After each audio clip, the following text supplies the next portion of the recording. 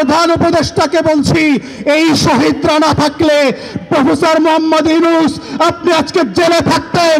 6 তলার building, lift ছাড়া, বিদ্যুৎ ছাড়া বিল্ডিং এর 6 তলায় হাসিনা আপনাকে উঠবস করাইতো, সেই দিনের কথা ভুলে যাবেন না।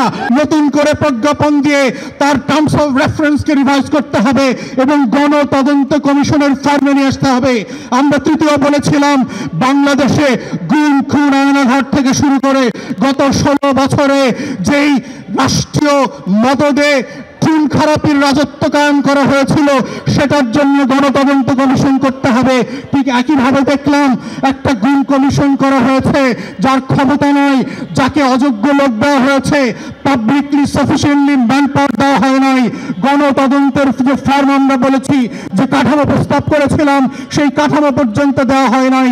ঠিক একইভাবে প্রধান উপদেষ্টাকে আমরা বলেছিলাম, জুলাই আগস্টের গণ অভ্যুত্থানকে ঘিরে একটা গণতদন্ত কমিশন করেন, এবং আমরা এটার ফরম্যাট পর্যন্ত একাধিক উপদেষ্টাকে দিয়েছি। আমেরিকার কংগ্রেশনাল হিয়ারিং এর মডেলে, সিনেট হিয়ারিং এর মডেলে, ব্রিটিশ এবং ইউরোপিয়ান পার্লামেন্টগুলোতে যেভাবে উন্মুক্ত শুনানি হয়, সেই শুনানির মডেলে করে সেইখানে গণতদন্ত কমিশন হতে হবে।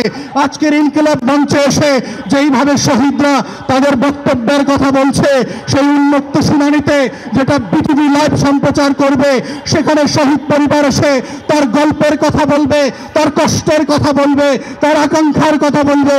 আগামী দিনে আওয়ামী লীগের রাজনীতি থাকবে কি থাকবে না, সেই কথা 1400 শহীদ পরিবারকে সিদ্ধান্ত নিতে হবে।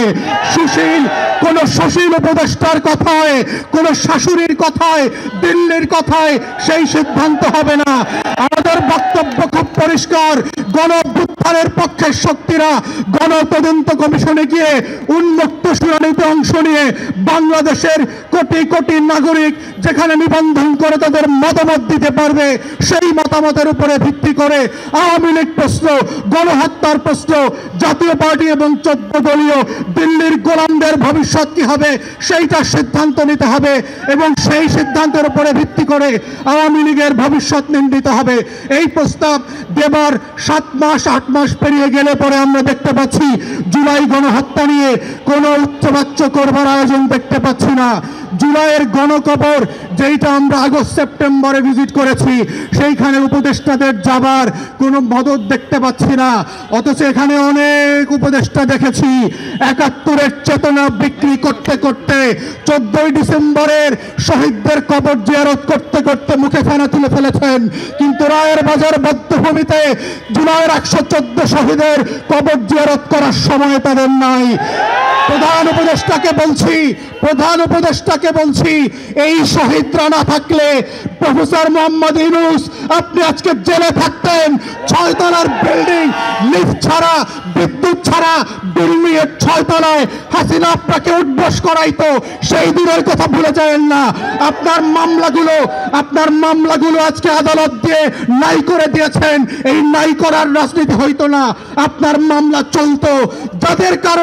যাদের রক্তের কারণে আজকে আপনি বেকসুর খালাস, যাদের রক্তের কারণে আপনি প্রধান উপদেষ্টা হয়েছেন, তাদের রক্তের বদলা যদি না নেন, আপনাকে আগামী দিনের মানুষ ক্ষমা করবে না। বাঙালির চরিত্র বুঝতে হবে।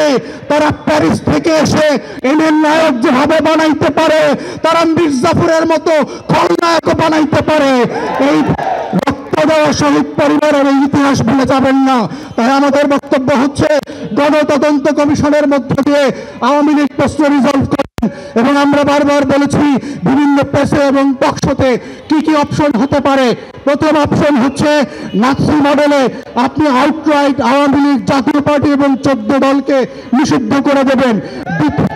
দ্বিতীয় অপশন হচ্ছে যদি ট্রুথ অ্যান্ড রিকনসিলিয়েশন ফর্মে যান সাউথ আফ্রিকার মডেলে, তাহলে কাদের বিচার করবেন, কোন কোন অপরাধের বিচার করবেন, আর কাদেরকে তওবা কমিশন করে হেফাজতে আলেমদের সামনে ক্ষমা চাওয়া মাফ করাইতে হবে, সেইটা আলাদা করতে হবে। কাদেরকে আওয়ামী লীগ যেহেতু আমাদেরকে 3টা নির্বাচন থেকে বঞ্চিত করেছে, তার রাজনীতি নিষিদ্ধ না হলেও আগামী 3টা নির্বাচনকে আওয়ামী লীগ এবং জাতীয় পার্টিকে ন্যায্যতার ভিত্তিতে বঞ্চিত করতে হবে। কারণ সে জাতিকে নির্বাচন করতে দেয় নাই, ভোট দিতে দেয় নাই। আওয়ামী লীগের কোন পদস্থ নেতা ওয়ার্ড ইউনিয়ন থেকে থেকে শুরু করে যারা এমপি মন্ত্রী হয়েছে গত 16 বছর, তারা বাংলাদেশে আর কোনোদিন রাজনীতি করতে পারবে না। এইরকম শক্ত করে গণতদন্ত কমিশনের মাধ্যমে প্রয়োজনে গণভোটে দিয়ে আওয়ামী লীগ জাতীয় পার্টির প্রশ্ন ন্যায্যতার ভিত্তিতে সমাধান করবার মধ্য দিয়েই আজকের এই শহীদদের বিচার ফয়সালা হইতে হবে।